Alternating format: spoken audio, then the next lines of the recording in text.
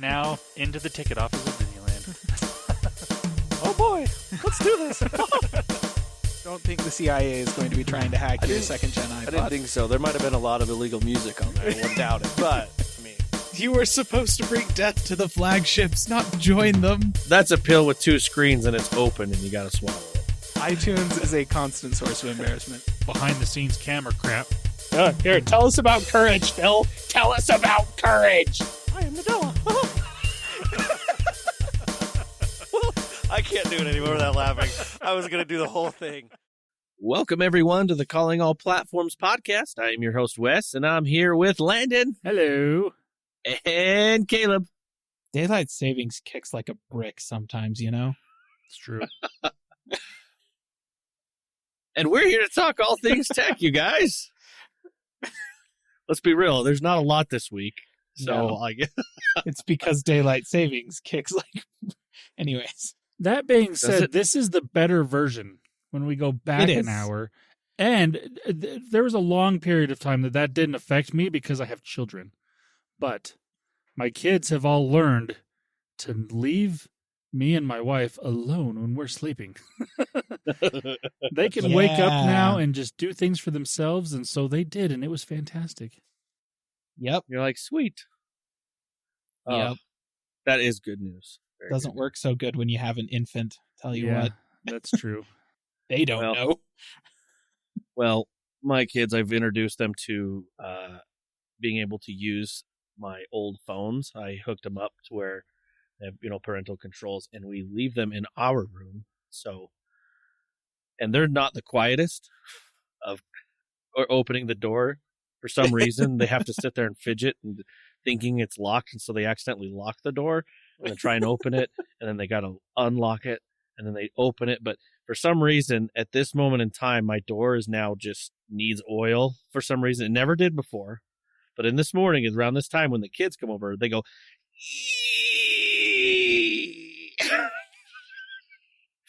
and then you hear, I don't think they're awake. I think we're good, I think we're good. So, yeah. Fun stuff. I wish I sit there. I'm like, maybe I'll have that out there. And I'm like, no, that's just temptation. And I know they'll probably abuse it. So. Well, we're all glad you got your extra hour of sleep, Landon. Yeah.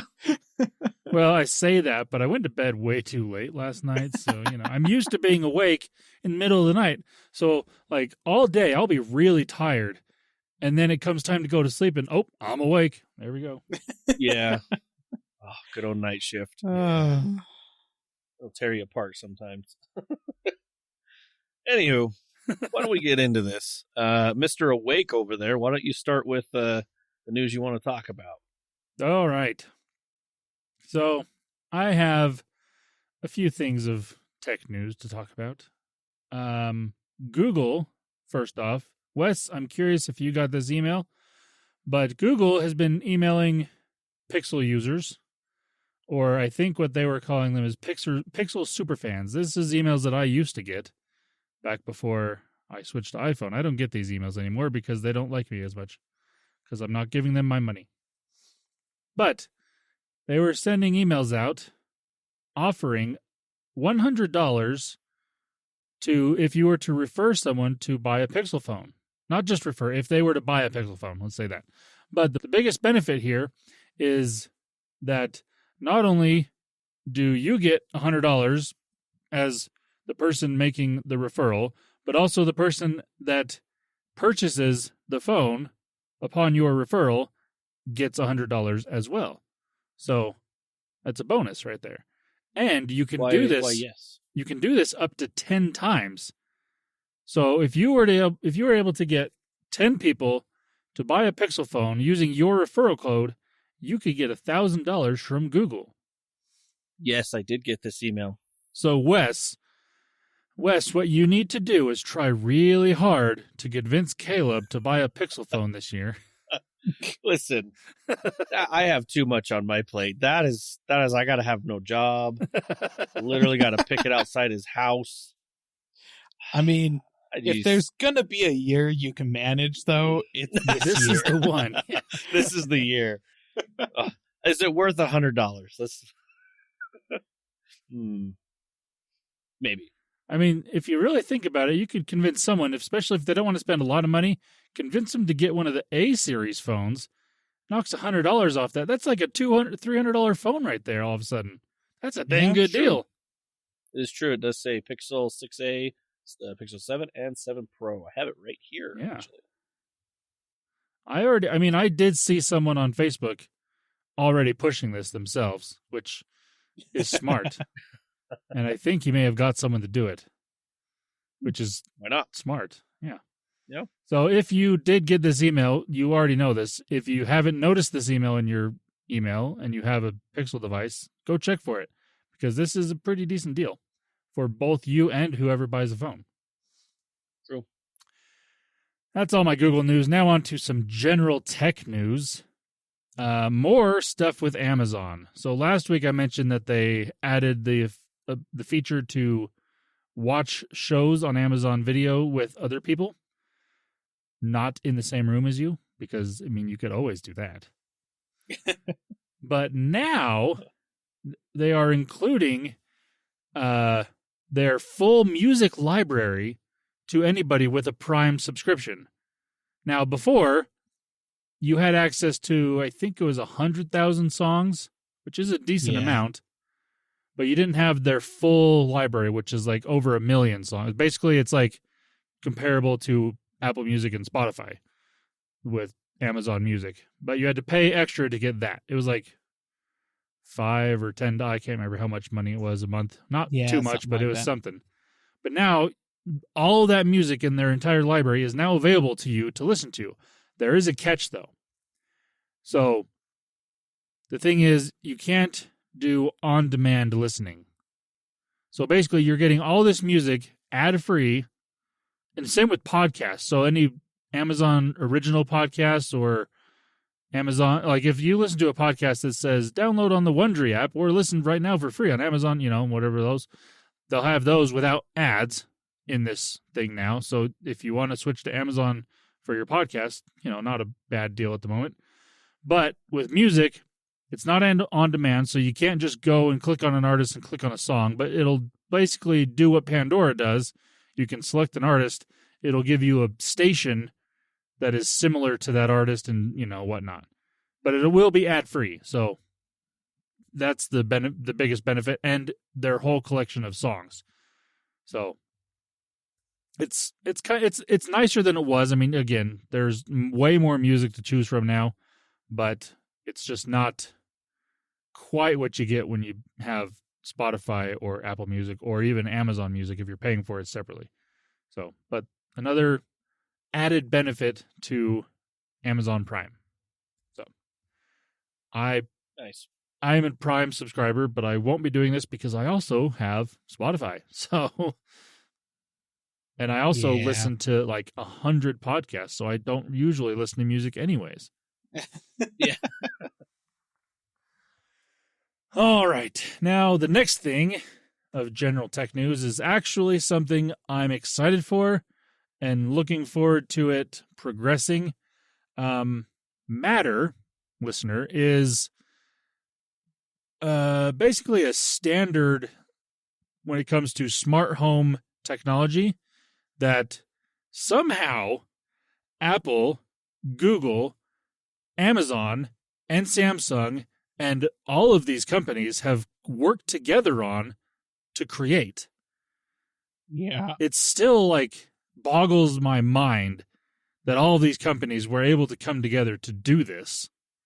I think the more baffling and amazing thing about it is that out of all of the pre-existing ways of doing home automation that all of those companies had, that were all different from each other, somehow they started with HomeKit from Apple and built off of that to make an open standard.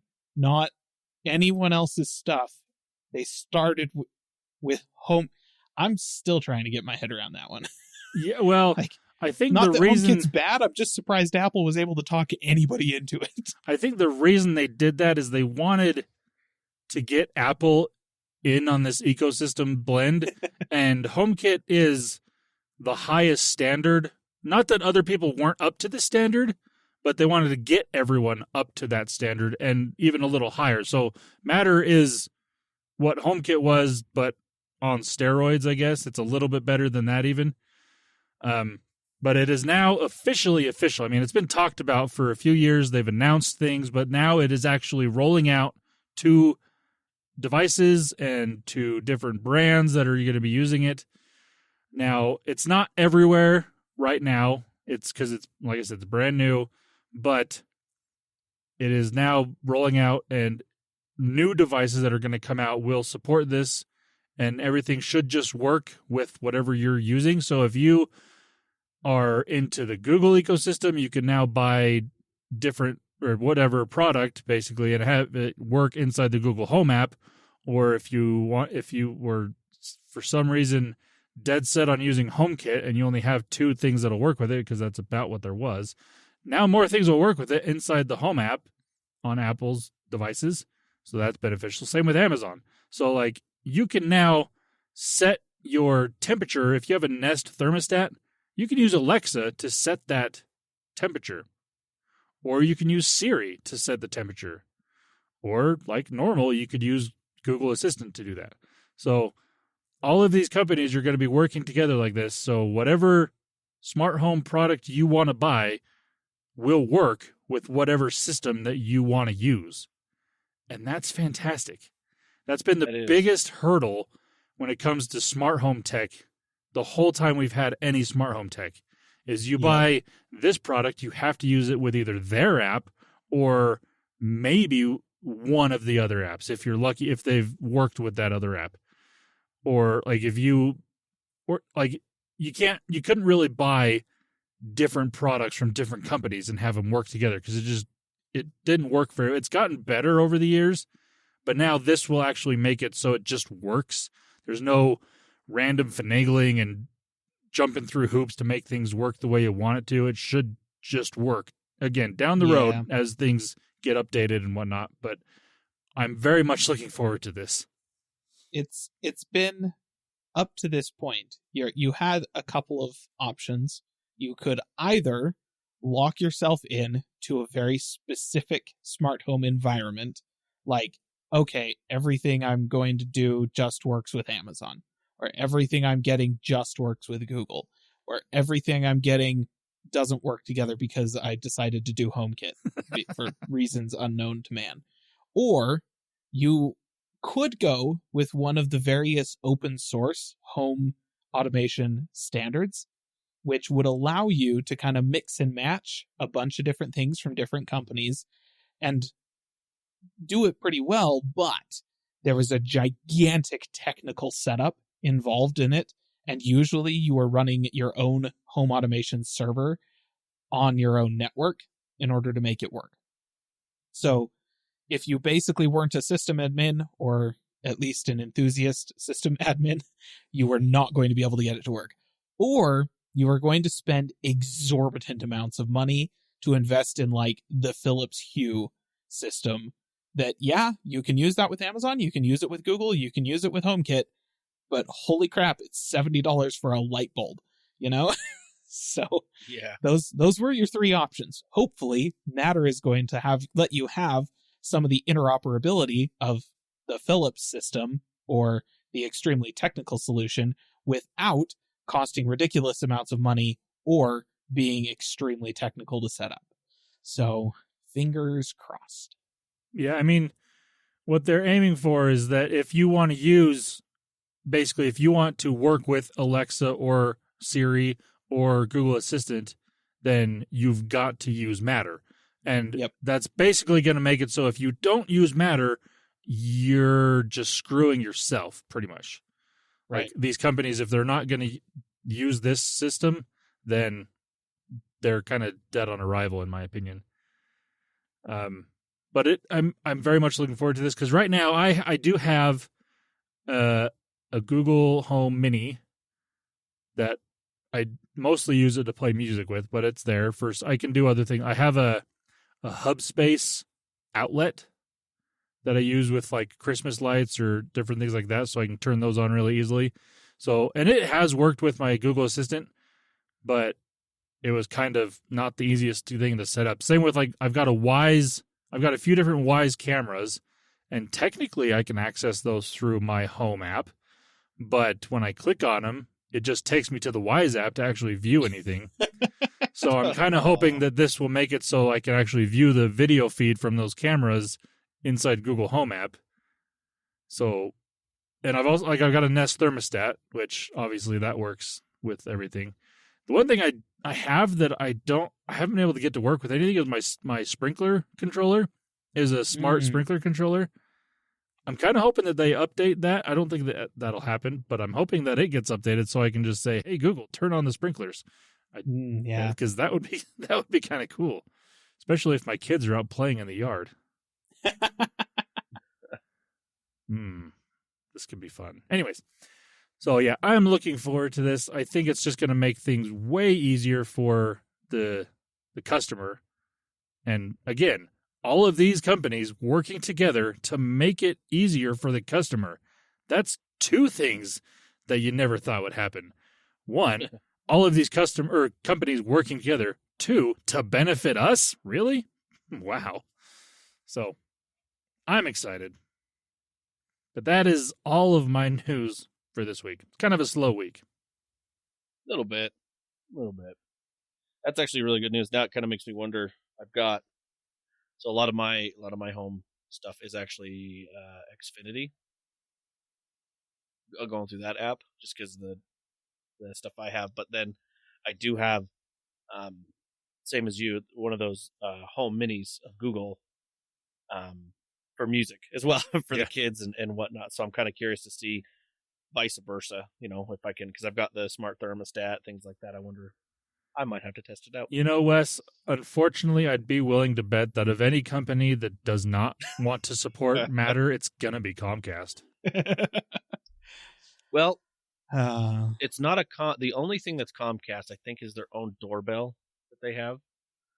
But the rest is like, I'm trying to think of the brand for, I think it's Zen thermostat.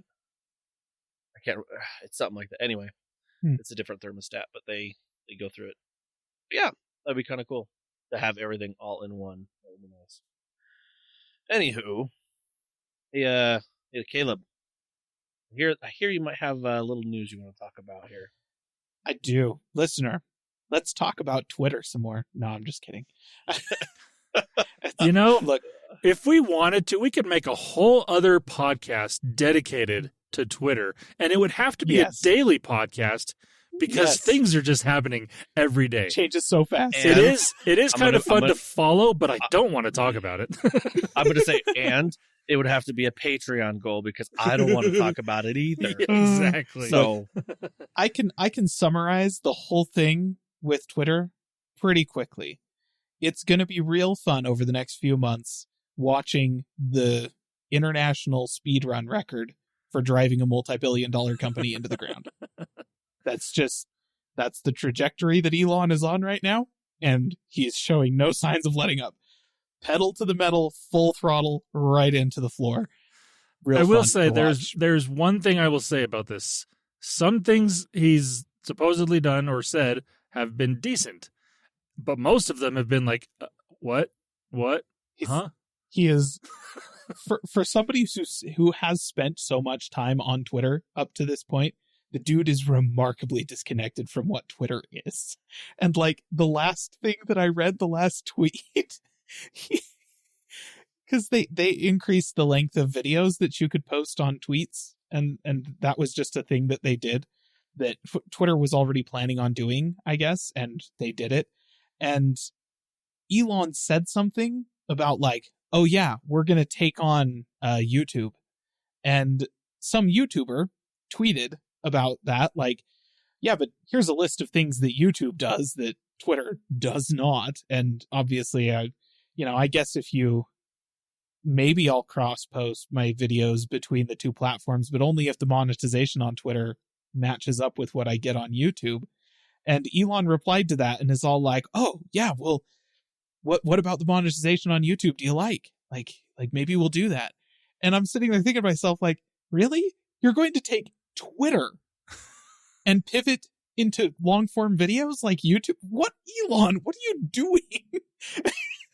It makes no sense. Anyways, it's just To be it's great fair, fun. to Really be fair enjoy on that watching on that regard, Twitter was originally supposed to be some form of podcast type product, and then the original creators pivoted to what it is. Yes. Well, 140 characters is where they started, as far as most people are concerned. True. And I don't think, hour and a half long videos really suit most people's engagement with the platform. No. I think that's fair to say. Anyways, we're not actually talking about Twitter, despite the fact that we just talked about Twitter for a couple of minutes, listener. I promise. I'm actually jumping straight into gaming at this point because AMD has finished this fall season of ridiculous numbers of tech announcements and releases by announcing the RDNA 3 powered Radeon RX 7000 line of graphics cards. Now, just like NVIDIA, they started with the very high end, and we will get more details on the rest of their cards probably early next year at this point. So what they announced were the RX 7900 XT and the 7900 XTX. Now, in terms of naming, this sounds really obnoxious, but let me take a moment to try and justify what they're actually doing here. So, XT, they have been using to distinguish their, slightly better versions of their cards for several years at this point. It's very similar to NVIDIA's TI series of monikers. XTX, from the surface, it looks like what they're trying to do here is they're treating it like a super card, an NVIDIA RTX super card like they were doing in the 20 series of GPUs, because they're trying to leave a little bit of space above their top end card for something to compete with NVIDIA's 4090 Ti. So instead of announcing a 7950 XT like they did last year with the 6950 XT, they're leaving that space open to see what NVIDIA does with the 4090 Ti or whatever is going to be above the Halo product above the 4090. They're leaving space to compete with that. At the same time, XTX is actually a throwback to the original series of Radeon graphics cards back before AMD bought them. Back when it was ATI who was making the GPUs and designing the GPUs, XTX was a moniker, was a series of GPUs that ATI had way back in the day. So simultaneously, they're leaving some space open at the top of their line for a future Halo product, and also paying homage to ATI and where the Radeon name comes from. So tech names are still bad, and I am still 100% at some point in the future going to get confused and say Ryzen 7900 XT when I meant Radeon 7900 XT, because there is a Ryzen 7900X. Yes, I will mess that up. So I'm still annoyed about that, but the XTX doesn't actually bother me, so there's precedence. Anywho, let's talk about the actual graphics cards they announced. So the 7900 XTX is going to ship with 24 gigs of GDDR6 RAM, and the 7900 XT will have 20 gigs in it. GDDR6 memory is not as fast, not as good as the GDDR6X in the 4090 and the upcoming 4080 from NVIDIA. But these are the first chiplet-based GPUs. So the 40 series from NVIDIA use a monolithic die, which means everything for the GPU is baked into a single piece of silicon. With RDNA 3, AMD is doing what they did with the Ryzen processors back when they first launched Ryzen, and they're splitting the various component pieces of their processor onto multiple chiplets that they are then joining together with an infinity cache. And it remains to be seen whether or not this is going to have the same impact in the GPU space as it did in the CPU space, because obviously it made AMD extremely competitive in the CPU space and actually drove Intel to do the exact same thing not that many years later. So, remains to be seen with RDNA 3. But what I can say is that does mean that they're able to put way more cache on the GPU itself via adding extra chiplets to it, so that having slightly slower RAM shouldn't affect them as much as it would, say, NVIDIA. And it is allowing them to bring the energy budget down and the cost down, because they're able to use previous generation manufacturing processes and several of them. So they're using the 5 nanometer process and the 6 nanometer process from TSMC instead of the bleeding edge 4 nanometer process that NVIDIA is using. But they're still able to hit efficiency targets because they're able to clock different portions of the GPU differently, so that pieces of the GPU that aren't being used very heavily can clock down and save energy, while other pieces can clock up for performance. So anyways, there's a bunch of fancy technology stuff that's going on with this announcement, and that is kind of where they spent the majority of their time. The short answer to the question of like, well, how powerful is it? AMD gave us was 58 teraflops with 58 billion transistors, which is up from 23 teraflops, I guess, in the last generation card. Now, whether or not your floating point operations is a really effective way of measuring the performance of your GPU for gamers, it's not. It's not useful, AMD. So, thanks. They had a single chart in their whole slide presentation for this. It was like a 25-minute presentation, roughly, where they talked about all this stuff and announced the GPUs. And went over in detail the technology that went into building RDNA 3. They had a single chart that had anything that even approached like performance data that we could use. That chart said that the 7900 XTX is between 1.5 and 1.7 times faster than the 6950 XT on like 5 games. Oh. That's all they gave us. So wow. Basically, it's 1.5 times faster to a little bit more than 1.5 times faster, depending on what game you're playing.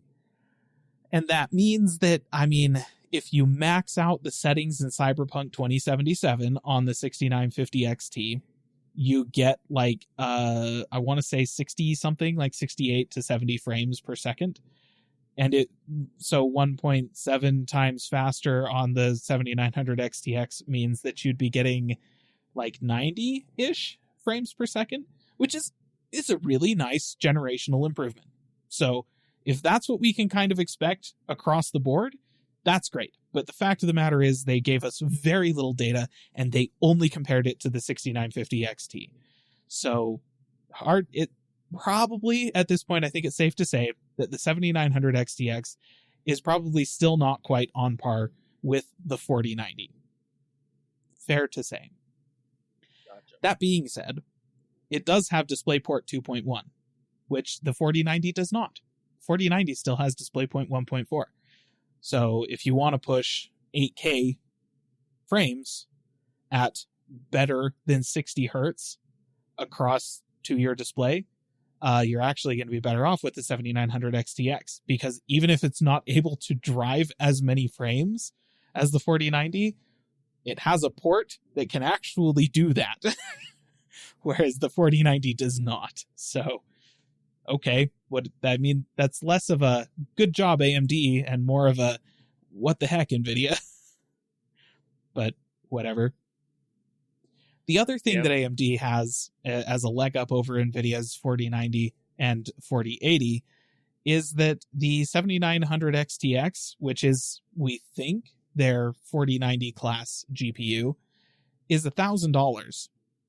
Which doesn't seem like it should be a bargain in this day and age, but I mean, considering that the 4090 is $1,600, yeah, it's $600 cheaper. So that's a pretty solid deal. The 7900 XT is $900 as well, so that undercuts the 4080 quite nicely. And they'll both be launching on December 13th. So, listener, as with all of these hardware launches, we do not know enough about these GPUs to say anything concrete about their performance and what their actual value is going to be. However, I think my gut says that the 4090 is overpriced. My gut has been saying that the 4090 is overpriced since they announced the price of the 4090. And I think that AMD's pricing here is probably a little bit more in line with what is sane. And hopefully this means that we are going to see some relatively reasonably priced mid-range cards from AMD in their RDNA 3 generation. Good. Also at this event, AMD announced FSR, their Fidelity Super Resolution Upscaler 3.0. That's going to be launching around the same time via driver updates. FSR is cool because you can use FSR with any FSR-enabled game. Doesn't matter what your graphics card is. So that's pretty cool. We like FSR for that reason. That being said, FSR in terms of the quality that you get out the other end in the upscaling, usually not as good as NVIDIA's DLSS, but it does give you a similar improvement in frame rate. So, if you want more frames out of your game and the visual quality of it isn't quite as important to you, then, messing around with FSR is definitely an option, because then you can have your game render in like 720p and then upscale to 1440, or something like that. So, yeah, there you go. That was their event. There's nothing super crazy about it. Really interesting technological discussion about what drives RDNA 3, but no actual concrete numbers that were really very useful. So I'm cautiously optimistic that RDNA 3 will compete very nicely with the 40 series cards from NVIDIA. And at least in terms of price, I think it's fair to say that the 4090 is just out to lunch. And the only people that are going to buy that are people who are bad with their money, I feel like. or just have so much money that it's just bleeding out of their ears and they can't possibly get rid of it fast enough. So if you are that second group of people, listener, you should go to our Patreon and subscribe for, lots and lots of money per month. Or if you are not that person and you are the former group, maybe rethink some financial decisions that you are going to make. Don't buy the 4090. It's not worth it. So that's all that's everything. That's everything. It was just that. Yep. But I really think that's like the last big announcement of the year from my seat, at least. We're not expecting a November event from Apple. Intel, AMD, and NVIDIA have already announced everything for their GPUs and CPUs.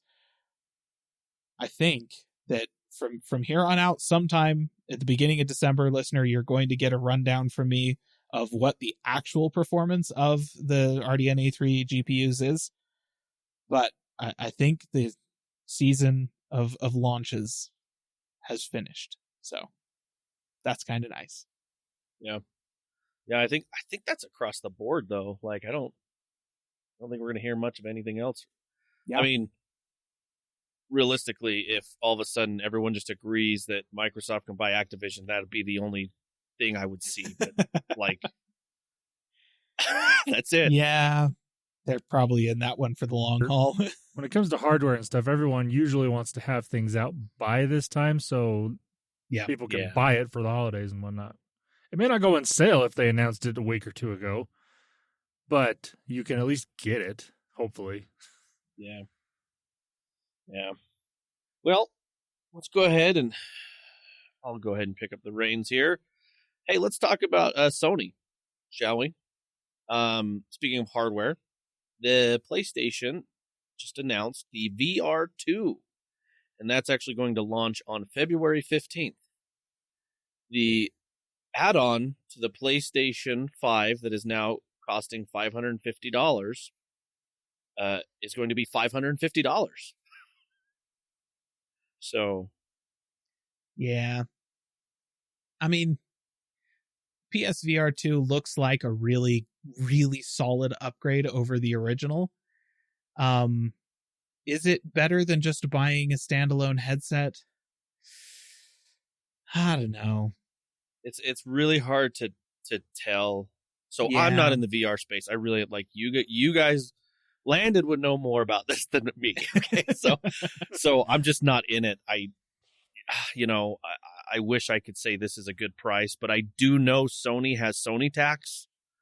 I'm just saying that, and I think this is the reason why they actually increased the PlayStation 5 to $550, because that would be silly to have a add-on thing that costs more than the console.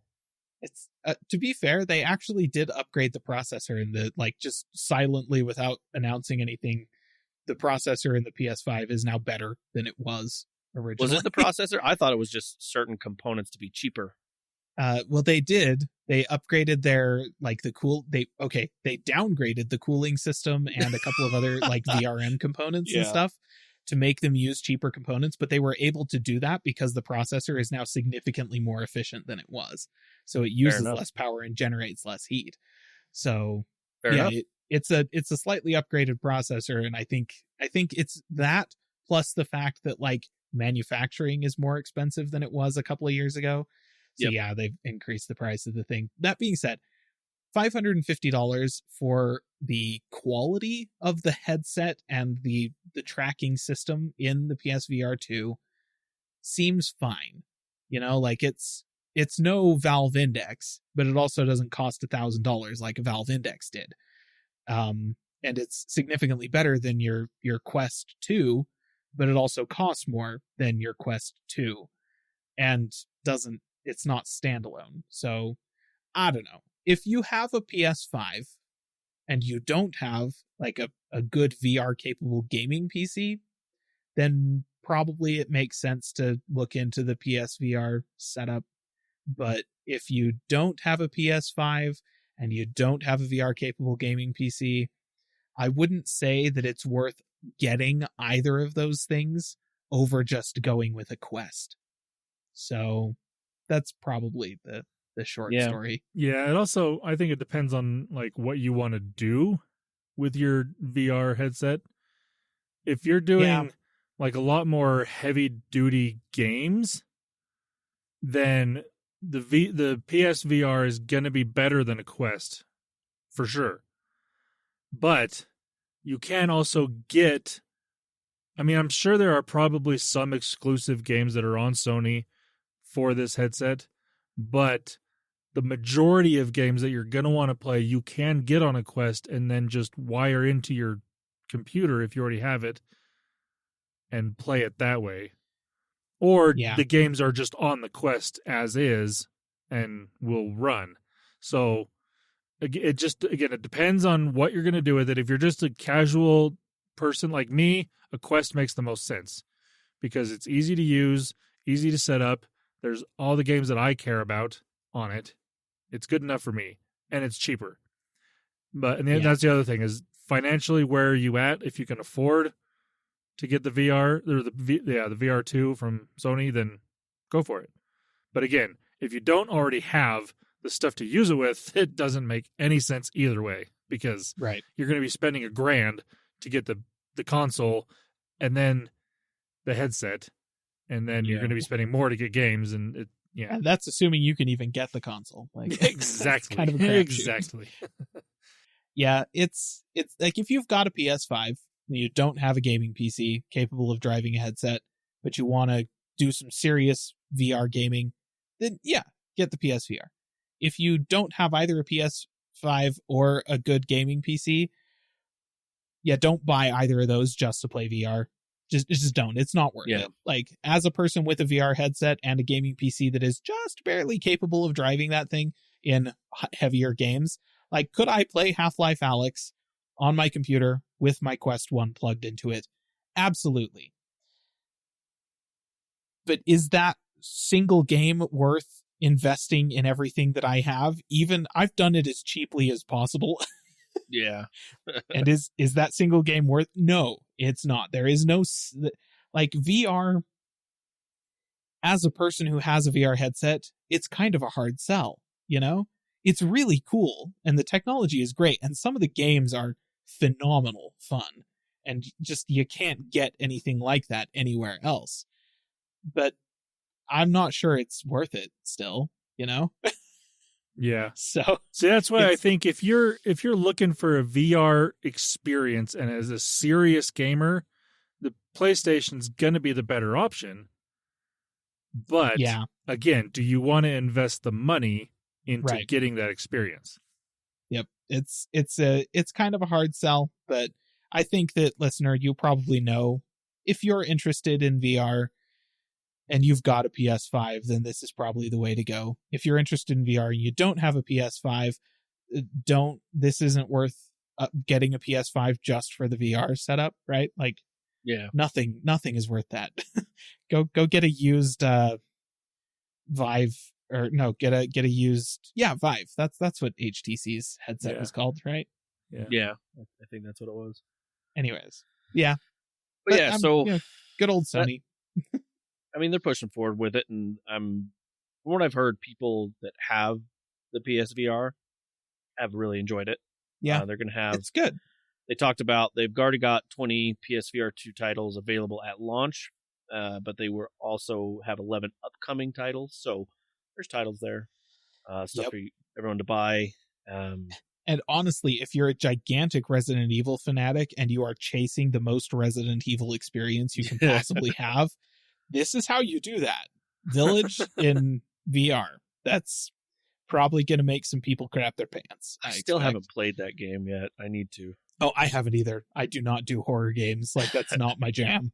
But I have watched some segments of Resident Evil Village, and I've got to say, the dollhouse, the giant, like, horrible fetus monster chase through the dollhouse at the very end of that sequence in VR, that's gonna kill somebody. That is straight up gonna cause a heart attack, and somebody's gonna die in their living room over that. I think that would be a great Patreon thing. Have Caleb stream with his headset on. I mean, I'm just saying, it's a good Patreon thing right there. No, I think that's something, Wes, that you need to do. You need to actually set up your VR headset you got a year ago and haven't used yet. That's right. Yeah. Yeah. I don't know if I don't know, play that some of these games. 3 gig probably wouldn't handle that very well. No, it wouldn't. But you know what's really cheap right now? Used RDNA 1 graphics cards on eBay. Okay, you got me there. Me there. They're like less than $200, my dude. Fair enough. I don't think I said the date yet, but it is going to come out February 22nd, 2023. Hey, that's the same day that the Mandalorian new season comes out. That is a very specific piece of knowledge. Wow. You see, I'm wearing a Star Wars shirt. You should know that I'm going to know these things. Can confirm, listener, he is wearing a Star Wars shirt. Yeah, okay, listener, Literally. You can't see that, but they can. But hey, you know what? If we do set this up, and either I or Caleb is going to stream Resident Evil, you can also send us 2 Twitch subs, and you can get 3 months of PC Game Pass. Oh. See? Like that little segue? So the deal this week, or this couple little bit here on Twitch, is if you actually subscribe to 2 different Twitch channels this month, they'll give you 3 months of PC Game Pass. There you go. So if you ever were teetering or wanting to know if maybe, but you're in this in the Twitch ecosystem, all you got to do is sub. Now, I don't know for sure if you have to sub to new, or if it's, hey, you can just wait till you're sub for the person you've already subbed to Yeah, like or whatever, if you just renew it. Yeah, I'm not sure. I tried looking that up a little bit. They just kind of said, if you do this, this is the deal. I actually went on to Twitch, and it's one of the big things. Usually you can do like Twitch drops. It's like right there, PC Game Pass. Hey, did you know you can do this? So okay, I'll send you a code. So fair enough. You can do that. All right. Next thing I did want to talk about, just a couple things coming to Game Pass as well as PC Game Pass. I did want to mention that this month, the newest Return to Monkey Island, that new game that came out, it's going to be out on cloud, console, and PC on November 8th. All right. So, Caleb, hop on that. Nah, it's okay. Never been a big fan of the early 90s point-and-click adventure games. Yeah. They frustrate me so easily. I bet they would now. Definitely. If you hopped on the original, just be like, just let me do this. They frustrated me back then. I was always frustrated by this. Like, what do you mean I have to find a rat and get it to eat a piece of, like, cloth in order to have it crap out a specific chemical to get a trade for the key to unlock this door? None of this makes sense. I wish you were kidding, but nope, that's what it is. It's like, as far as I know, that is a puzzle from Return to Monkey Island, like, or something like that. One of the Monkey Islands. Yeah. The next one I did want to mention was on November 10th, coming to console, is that Vampire Survivor. That's actually a pretty big one that everyone's like. It was on the PC. It was in game preview. I know I put a lot of time on it, but it's not just there. I mean, it's on Steam. It's everywhere, and it's kind of one of those little sleeper hits that just blew up. Mm-hmm. And so it is coming to console. So if you were kind of sleeping on it, waiting, I mean, Game Pass. It has been on PC Game Pass, but now it's coming to the console version. So if you want to take a look at that, so they are also saying The Walking Dead: A New Frontier, and The Walking Dead. I wish I could say this. McCone. I don't know how to say that, but hey, Walking Dead series. I know that's very, very popular for a lot of people. Like that, it's actually coming to PC. So those Walking Dead fans, there you go. And Pentiment, that was announced by Obsidian. It's coming to cloud, console, and PC November 15th. It's one of the day one release. It kind of looks like an old school painting. Kind of, it's okay. It's one of those. This is one of those games that not expected to be a big blockbuster. This is one of those. A developer was like, I kind of want to create a game. I have an idea. I just want to throw it out there. That's how I feel. So, if you want to check it out, it's going to be on Game Pass. So, and that is all of my news. Well, all right. So yeah, not too much this week. You know, it's kind of crazy. You know, probably most of what we were talking about was probably in our pre-show. Just kidding. I mean, if we really wanted to, we could talk about Twitter, but I don't want to. So no, we'll move on from that. But unless Landon has one more thing. No, I don't. Right. Well, we're going to go ahead and end this episode, listener. If you want to get a hold of us, you can at our social media platform, as well as our website at callingonplatforms.com. We do have a Patreon. You should definitely check that out for Calling All Platforms. Take a look at that. See any of the things that you want. Go ahead and make it, Caleb use a Windows phone. That would be great. Yep. That's... I don't know. Maybe we might have to remove that just for security purposes. It's getting so much harder for that to even happen as time goes on. Yeah. That's why it would be so much more fun. True. But again, it doesn't have to make phone calls or send texts, but like you can use your phone to do those things, but everything else has to be done on this Windows phone, including pictures. Oh, yes. Do you have like one of the Nokias with the giant cameras on them? Because no, it was that big one, that 950. It wasn't a giant camera, but it was a decent camera at the time. Yeah, that's the key word there. Yeah. So, yeah. Oof. We'll have to see if I can even power it on. He's going to have to stay by an outlet because he's got to keep it charged. If he wants to use it. Hold on, I got to get the extension cord. Let's take a picture outside. Google Pixel, eat your heart out. Click. Anyway. All right, dear listener. Have a good week. Bye-bye. See ya. Calling All Platforms is a production of Supporter Sound Studios. To learn more about how you can support the podcast, go to www.patreon.com/callingallplatforms.